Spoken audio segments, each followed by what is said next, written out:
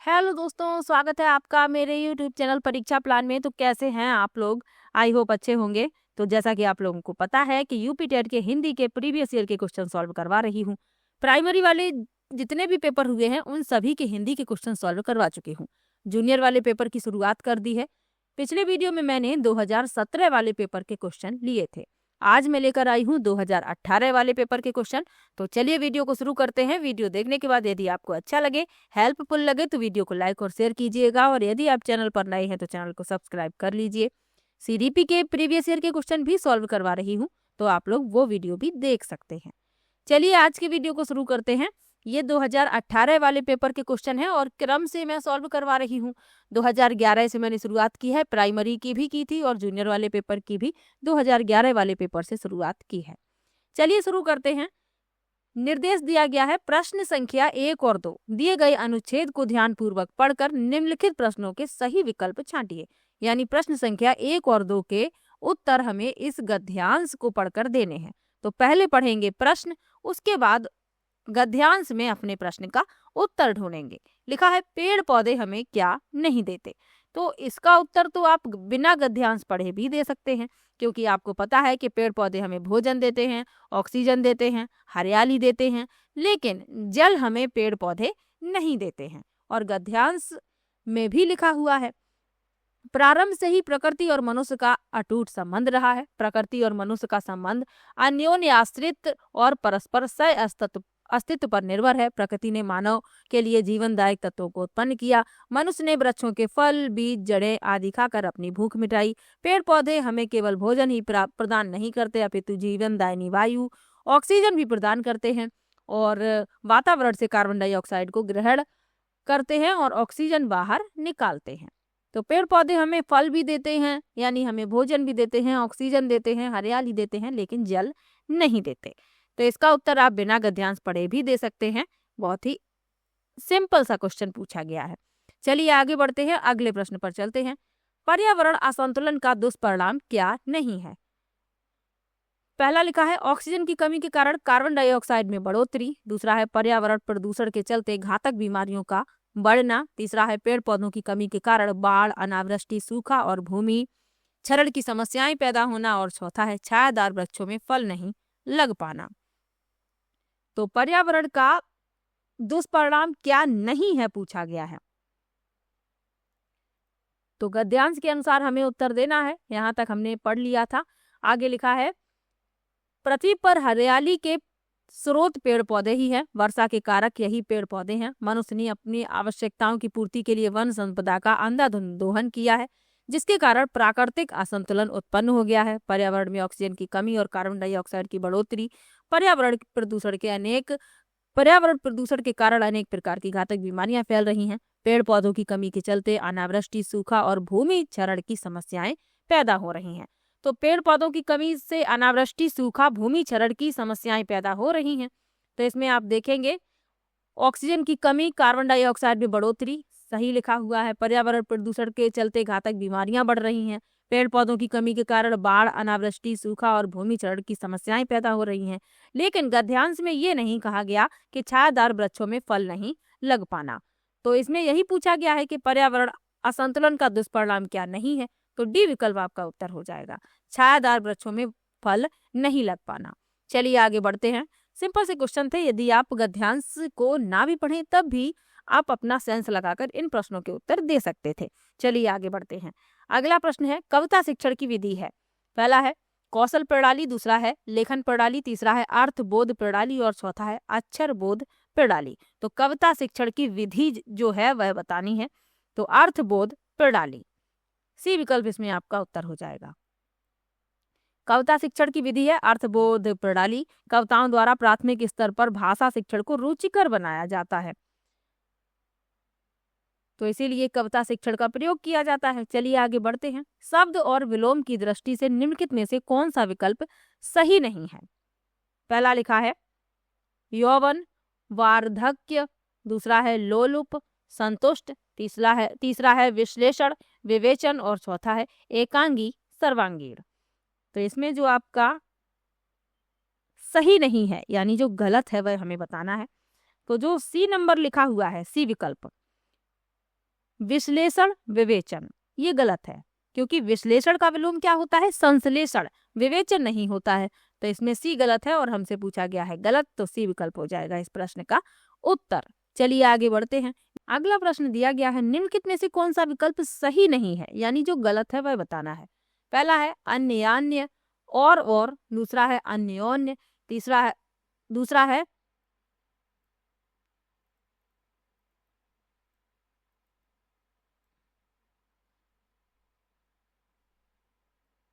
अगला प्रश्न है, निम्नलिखित में से कौन सा विकल्प सही नहीं है, यानी जो गलत है वह हमें बताना है। पहला है अन्यान्य और दूसरा है अन्योन्य, परस्पर, तीसरा है कृति रचना और चौथा है कृति निकृष्ट पुरुष। तो इसमें जो सही नहीं है वह डी विकल्प है। कृति का मतलब होता है पुण्यवान, निकृष्ट पुरुष नहीं होता। बाकी तीनों सही लिखे हुए हैं, डी गलत है और गलत ही पूछा गया है। चलिए आगे बढ़ते हैं, अगले प्रश्न पर चलते हैं। आए थे हरिभजन को ओटन लगे कपास, मुहावरे का अर्थ क्या है? पहला है हरि भक्ति का मार्ग कठिन होता है, दूसरा है उद्देश्य की प्राप्ति में असफल होना, तीसरा है ईश्वर की भक्ति को छोड़कर व्यापार में लग जाना और चौथा है किसी कार्य विशेष की उपेक्षा कर दूसरे कार्य को करना।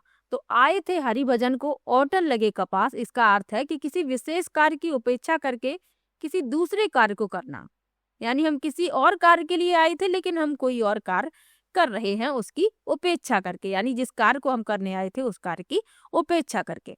तो डी विकल्प इसमें उत्तर होगा। अगला प्रश्न है, वाक्य और उसके भेद से संबंधित कौन सा जोड़ा गलत है? पहला है बच्चे नाश्ता करके विद्यालय गए, सरल वाक्य।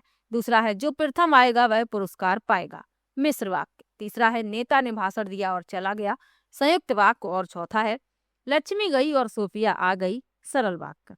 अब इसमें क्या बताना है कि जो जोड़ा गलत है, तो इसमें जो डी विकल्प लिखा हुआ है लक्ष्मी गई और सोफिया आ गई, ये सरल वाक्य का उदाहरण नहीं है बल्कि ये संयुक्त वाक्य का उदाहरण है।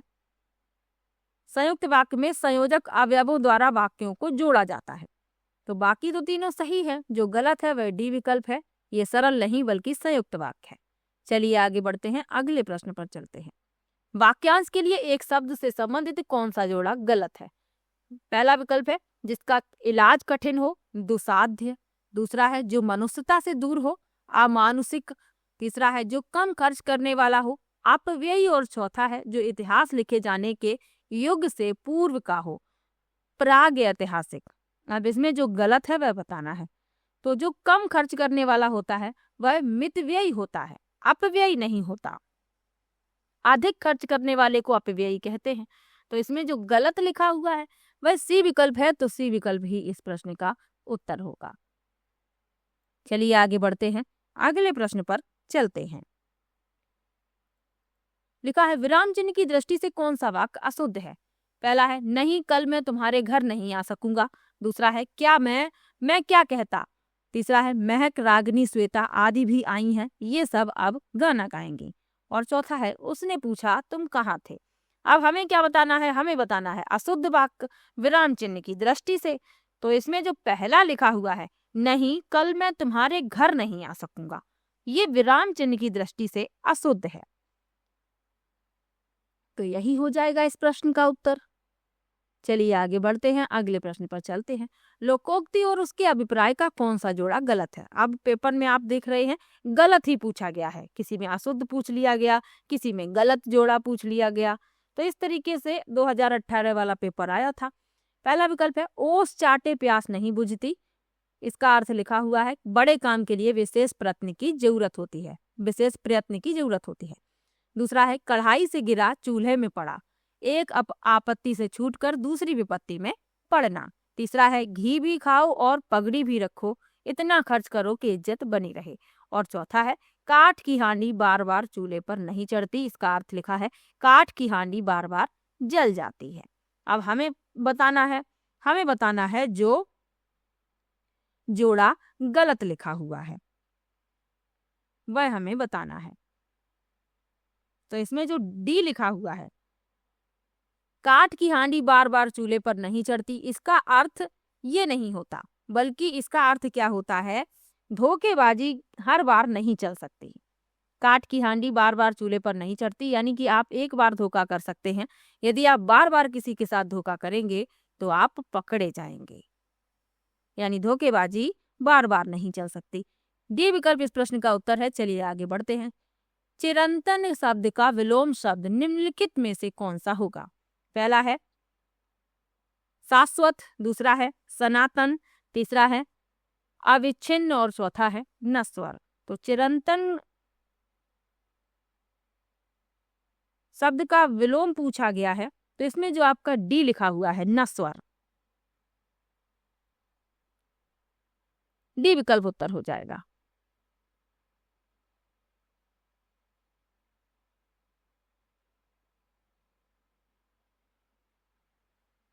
चलिए आगे बढ़ते हैं, अगले प्रश्न पर चलते हैं। निम्नलिखित युग्मों में से कौन सा गलत है? इसमें भी गलत पूछ लिया गया।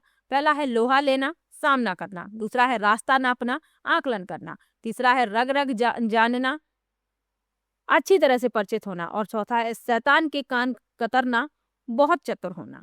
अब इसमें क्या पूछा गया है? इसमें भी गलत युग्म पूछा गया है।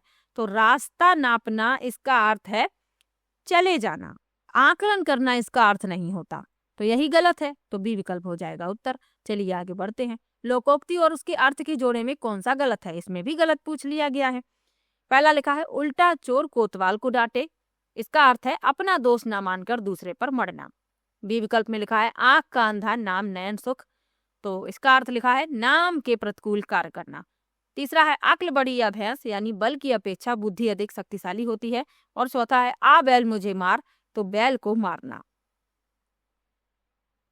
तो इसमें जो गलत है वह डी विकल्प है। आपको पढ़ने से ही पता चल गया होगा कि आ बैल मुझे मार, बैल को मारना नहीं बल्कि मुसीबत का कारण स्वयं ही बनना, इसका अर्थ ये होता है। तो इसमें डी गलत है, यही हो जाएगा इस प्रश्न का उत्तर। चलिए आगे बढ़ते हैं। उड्डयन के संधि विच्छेद का सही विकल्प कौन सा है? तो उड्डयन का संधि विच्छेद पूछा गया है, तो उत धन डयन, पहला विकल्प उत्तर होगा। चलिए आगे बढ़ते हैं, अगले प्रश्न पर चलते हैं। अगला प्रश्न दिया गया है निम्नलिखित में से शुद्ध वर्तनी वाले शब्द का चयन कीजिए। पहला है सुश्रुषा, दूसरा है दृष्टा, तीसरा है रचयिता और चौथा है सृष्टा।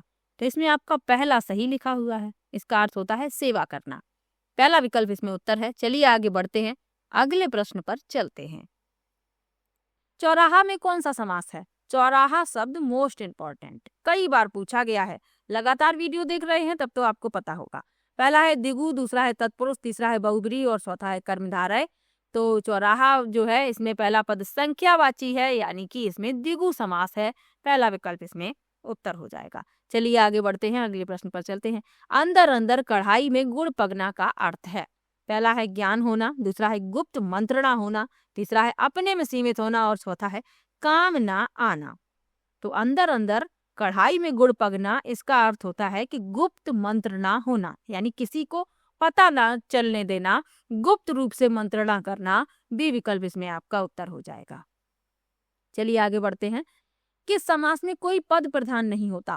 पहला है द्विगु, दूसरा है अव्ययी भाव, तीसरा है बहुब्रीहि और चौथा है तत्पुरुष। तो किसमें कोई भी पद प्रधान नहीं होता? वह होता है बहुब्रीहि समास, सी विकल्प उत्तर हो जाएगा। बहुब्रीहि समास में कोई पद प्रधान नहीं होता, दोनों पद मिलकर एक नया अर्थ प्रकट करते हैं, तो ये आपको याद रखना है। चलिए आगे बढ़ते हैं। अव्ययी भाव समास में पूर्व पद प्रधान होता है, ये भी याद रखिएगा, और तत्पुरुष समास में अंतिम पद प्रधान होता है, और दिगु में जो पहला पद होता है वह संख्यावाची होता है। चलिए आगे बढ़ते हैं। अगला प्रश्न दिया गया है स्वर किसका भेद है? पहला है संधि, दूसरा है समास, तीसरा है वर्ड और चौथा है लिंग। तो स्वर किसका भेद है? स्वर है वर्ड का भेद। इसमें आपका जो विकल्प सही है वह सी विकल्प उत्तर हो जाएगा, वर्ड। चलिए आगे बढ़ते हैं, अगले प्रश्न पर चलते हैं। अत्याचार शब्द में उपसर्ग है। पहला है अति, दूसरा है आ, तीसरा है अत्य और चौथा है अत्यु। तो अत्याचार में उपसर्ग पूछा गया है, तो अत्याचार में अति उपसर्ग होता है, पहला विकल्प इसमें आपका उत्तर हो जाएगा। अगला प्रश्न है जब छात्र शिक्षक की भाषा का अनुकरण करे तो उसे कहते हैं? पहला है प्रयत्न का सिद्धांत, दूसरा है अनुकरण का सिद्धांत, तीसरा है क्रियाशीलता का सिद्धांत और चौथा है अभ्यास का सिद्धांत। तो जब छात्र शिक्षक की भाषा का अनुकरण कर रहा है तो ये अनुकरण का सिद्धांत हुआ। बी विकल्प इसमें आपका उत्तर होगा, अनुकरण का सिद्धांत। चलिए आगे बढ़ते हैं। अंबर पनघट में डुबो रही, तारा घट ऊषा नागरी में कौन सा अलंकार है? पहला है उपमा, दूसरा है यमक, तीसरा है रूपक और चौथा है उत्प्रेक्षा। अब इसमें आपको अलंकार बताना है, तो इसमें जो आपका अलंकार है वह है रूपक।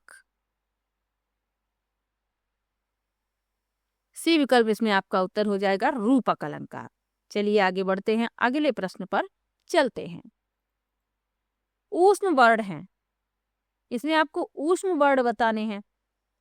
पहला है या, रा, ला, वा, दूसरा है शा, सा, शा, हा, तीसरा है चा, छा, जा, झा और चौथा है टा, ठा, डा, ढा। तो ऊष्म वर्ण कौन कौन से होते हैं? तीनों सा और हा, शा, सा, हा, ये होते हैं ऊष्म वर्ण। यारा, लावा ये अंतास्त व्यंजन है, तो ये भी याद रखिएगा, अंतास्त व्यंजन। चलिए आगे बढ़ते हैं, अगले प्रश्न पर चलते हैं। मेढक का तत्सम रूप क्या है? पहला है मंडूक, दूसरा है बंदूक, तीसरा है मोदक और चौथा है मुष्टि। तो मेढक का मंडूक होता है, कहते हैं कूप मंडूक, यानी कि कुएं का मेढक। कहावत एक कही जाती है, कूप मंडूक। कूप माने कुआ और मंडूक माने मेढक। तो मेढक का तत्सम क्या हुआ? मंडूक। चलिए आगे बढ़ते हैं। दिग्गज का संधि विच्छेद क्या है? तो दिग्गज का संधि विच्छेद पूछा गया है, तो दिक धन गज, बी विकल्प उत्तर होगा। चलिए आगे बढ़ते हैं, अगले प्रश्न पर चलते हैं। गुप्त का विलोम क्या है? पहला है मुक्ति, दूसरा है मुक्त, तीसरा है प्रकट और चौथा है लिप्त। तो गुप्त का होगा प्रकट, सी विकल्प इसमें आपका उत्तर होगा। चलिए आगे बढ़ते हैं, अगले प्रश्न पर चलते हैं। गांठ का पूरा मुहावरे का अर्थ क्या है? पहला है ईमानदार, दूसरा है दुकानदार, तीसरा है लापरवाह और चौथा है मालदार। तो गांठ का पूरा मुहावरे का अर्थ क्या है? मालदार, यानी धनी, जिसके पास पैसा होता है, धन होता है, मालदार कहते हैं। डी विकल्प उत्तर हो जाएगा, गांठ का पूरा यानी कि मालदार। चलिए आगे बढ़ते हैं। लक्ष्य का अनेकार्थक शब्द है। पहला है निशाना या उद्देश्य, दूसरा है नाम कौमा बल, तीसरा है गति कौमा चाल और चौथा है सही कौमा गलत। तो लक्ष्य का अनेकार्थक शब्द पूछा गया है, लक्ष्य यानी निशाना या उद्देश्य, पहला विकल्प इसमें उत्तर होगा। चलिए आगे बढ़ते हैं। सुधा का अनेकार्थक शब्द क्या है? पहला है बादल, बिजली, दूसरा है अमृत, पानी, तीसरा है प्राण, प्रियतम, चौथा है सेना, शक्ति। तो सुधा का अनेकार्थक पूछा गया है, तो सुधा का अनेकार्थक क्या होगा? अमृत, अमृत और पानी, बी विकल्प उत्तर हो जाएगा। चलिए आगे बढ़ते हैं, आखिरी प्रश्न। आंख का अंधा नाम नयन सुख लोकोक्ति का अर्थ है। पहला है गुण के विरुद्ध नाम का होना, दूसरा है आंख की रोशनी जाना, तीसरा है नामकरण करना और चौथा है संतुष्ट होना।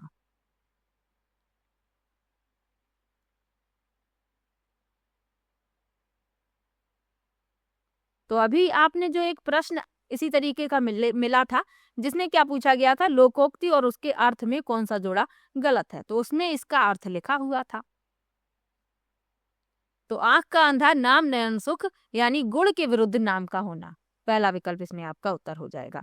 यानी इस प्रश्न का उत्तर यदि किसी को नहीं भी आया होगा तो भी इसी प्रश्न पत्र में उसका उत्तर उसे मिल गया होगा। जो लोकोक्ति और अर्थ वाला प्रश्न इसी में पूछा गया है, जिसमें पूछा गया है किसका जोड़ा गलत है, उसमें इसका अर्थ लिखा हुआ है। तो इसमें आपका ए विकल्प सही हो जाएगा। तो ये पेपर 2018 वाले पेपर के ये क्वेश्चन थे। आप लोगों को किसी भी प्रश्न में डाउट हो आप कमेंट बॉक्स में जरूर लिखिएगा, और वीडियो कैसा लगा ये भी कमेंट में जरूर बताइएगा। मिलते हैं नेक्स्ट वीडियो में। सीडीपी की वीडियो नहीं देख रहे हैं तो देख लीजिए, आप लोगों को उनसे भी लाभ होगा, क्योंकि प्रीवियस ईयर के क्वेश्चन पढ़ना प्रत्येक विषय के लिए जरूरी है, सिर्फ हिंदी के लिए ही नहीं। आप लोग इंग्लिश के भी पढ़िए, ईवीएस के भी पढ़िए, एसएसटी के भी पढ़िए। यानी यदि आप पेपर 2 देने वाले हैं तो आपका एसएसटी या साइंस और मैथ रहने वाला है। जिसका एसएसटी रहता है उसका साइंस मैथ नहीं रहता है। तो जो एसएसटी वाले हैं वो अपना एसएसटी के प्रीवियस ईयर के क्वेश्चन जरूर पढ़ें, साइंस मैथ वाले प्रीवियस ईयर के क्वेश्चन अपने जरूर पढ़ें। इसके अलावा जो आपकी भाषा रहने वाली है हिंदी और जो आप अपनी भाषा रखेंगे उसके क्वेश्चन भी जरूर पढ़ के जाइए, ताकि आपको एक आइडिया लग जाए कि जो टॉपिक इंपॉर्टेंट हैं, जिनसे प्रश्न हमेशा ही पूछे गए हैं, उन्हें आपको बिल्कुल भी नहीं छोड़ना है। चलिए मिलते हैं नेक्स्ट वीडियो में, तब तक के लिए बाय बाय।